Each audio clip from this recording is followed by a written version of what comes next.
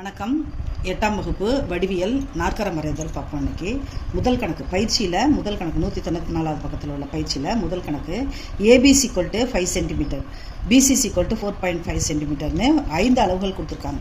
எப்போதுமே நாற்கரம் வரையணும்னா first step வந்து நம்ம உதவிப்படம் தான் வரைஞ்சிக்கணும்.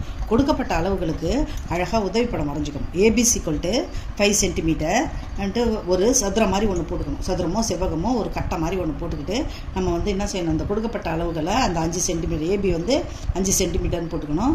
பிசி வந்து 4.5ன்னு கொடுத்துருக்காங்க, அதனால் அதை குறிச்சிக்கணும். குறிச்சிக்கிட்டு அடுத்த ஸ்டெப்பு மெயின் டயக்ராம் பார்த்தீங்கன்னா ஃபஸ்ட்டு வந்து கீழே உள்ள அளவை தான் எடுத்துக்கணும். இந்த ஒரு கட்டை மாதிரி போட்டுக்கிட்டு கொடுக்கப்பட்ட அளவுகளை புட்டப் பண்ணிக்கிறீங்க. அடுத்தது ஏபிசி = 5 சென்டிமீட்டருக்கு நம்ம என்ன செய்கிறோம், அதாவது 0லேருந்து 5 சென்டிமீட்டருக்கு லைன் போட்டுக்கிட்டு அதுக்கு பேர் கொடுத்துக்கணும்.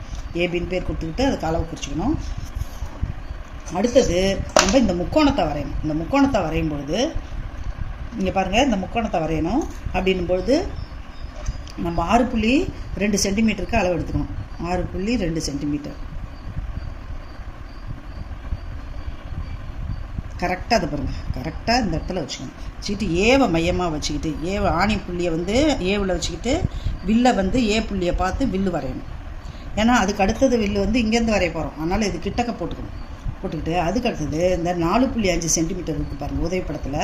பியை மையமாக வச்சு 4.5 இங்கே 0வில் வச்சுக்கிட்டு 4.5, அதாவது 4க்கும் 5க்கும் இடையில இருக்கு இல்லையா 4.5, அதனால் அதை எடுத்துக்கணும். எடுத்துக்கிட்டு இந்த ஆணி புள்ளியை பியில் வச்சுக்கிட்டு இந்த வில்லை வந்து ஒரு வெட்டும்போது நம்மளுக்கு என்ன கிடைக்குது, சி என்ற புள்ளி கிடைக்குது. இப்போ நம்ம என்ன செய்யணும், பிசியை இணைக்கணும், ஏசியை இணைக்கணும்.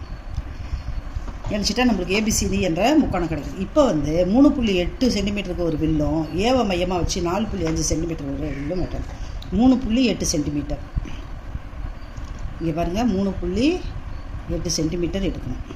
3.5, 3.6, 3.7, 3.8 கரெக்டாக. இப்போ வந்து சியை மையமாக வச்சு 3.8 சென்டிமீட்டர், அதே போல் ஏவை மையமாக வச்சு 4.5 சென்டிமீட்டர். 4.5ன்னா என்ன பண்ணணும், இங்கே பாருங்கள்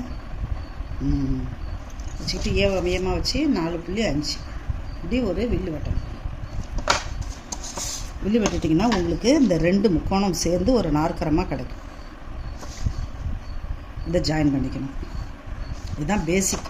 ஏபிசிடி என்ற நாற்கரம் நம்மளுக்கு கிடைச்சிச்சு. Diagonal 6.2, this is 4.5 centimetre, this one is 3.8 centimetre, 4.5 centimetre அதெல்லாம் வந்துடுச்சு. இப்போ இந்த 2 முக்கோணங்களுக்கும் நம்ம என்ன செய்யணும், உயரம் கண்டுபிடிக்கணும். இந்த உயரம் கண்டுபிடிக்கிறதுக்கு இந்த ஸ்கேலும் இந்த மூலை மட்டமும் தேவை.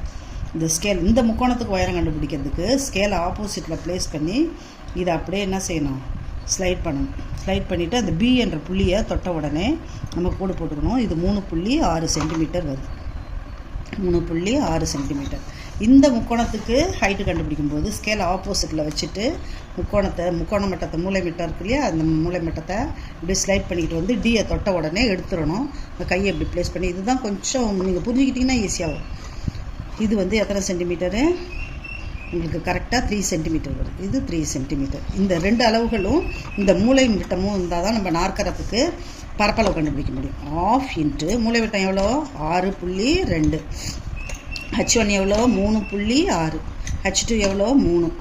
அப்போ பாருங்கள், ஹாஃப் கூட நீங்கள் அடிச்சுக்கலாம், 3.1ன்னு அடிச்சுக்கலாம்.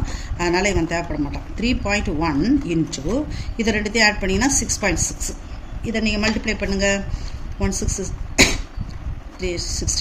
அதே போல் 186 ஆட் பண்ணிங்கனாக்கா 2 டிஜிட் தள்ளி புள்ளி வச்சிங்கனாக்கா என்னது 20.46 சென்டிமீட்டர் ஸ்கொயர்டு. இதுதான். ஏன்னா இங்கே 2 ஸ்தானம் தசம எண்கள் இருக்கிறதால நம்ம 2 ஸ்தானம் தள்ளி புள்ளி வச்சணும். இங்கே வந்து ஸ்கொயர்டு சதுர சென்டிமீட்டர் பரப்பளவுனாக்கா நீள அகலம் தான் இருக்கு இல்லையா, அதனால் ஸ்கொயர்ட் போடணும். அதுதான் இந்த நாற்கரம். முக்கியமான பாயிண்ட் என்னென்னா, கொடுக்கப்பட்ட அளவுகளுக்கு இந்த இது வரையணும். இந்த உதவிப்படம் தான் முக்கியம்.